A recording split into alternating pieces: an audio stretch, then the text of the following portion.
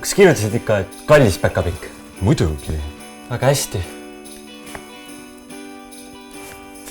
On sul juba valmis? Oota, kohe saan. Üks sõna veel. Okei, väga hea. Nii, valmis. Imeline. Pane päkapikule üks komm ka.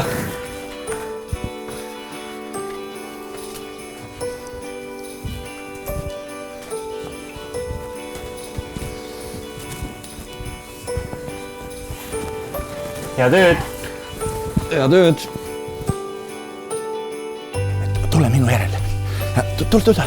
Vaata, arvatakse ju, et päkapikud on sellised pisikesed, väikesed. Aga tegelikult ei ole. Päkapikud on suured, tugevad. Me saame ennast väiksemaks muuta, kui on vaja. Aga üldiselt me oleme tugevad.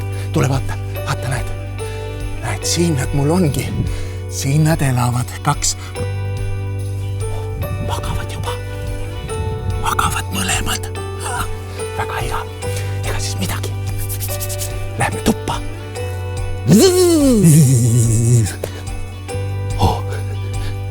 Olengi toas. Poisid magavad. Väga tore. Vaatame siis, mis nad kirjutasid. Oi. Näe. Pisike komm. Mulle. Aitäh.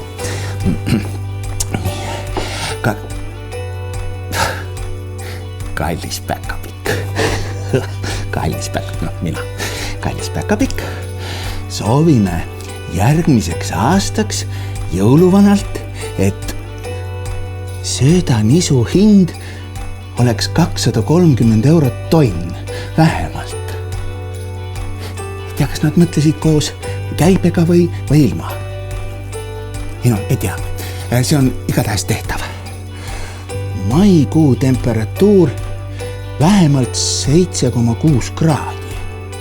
Kuid rapsiõlisus üle 50.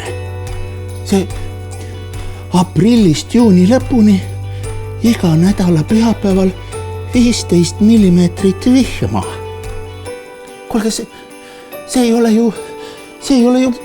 ole ju võimalik. Kas te mõtlete ka, mis te jõuluvana ei saa ju selliseid asju?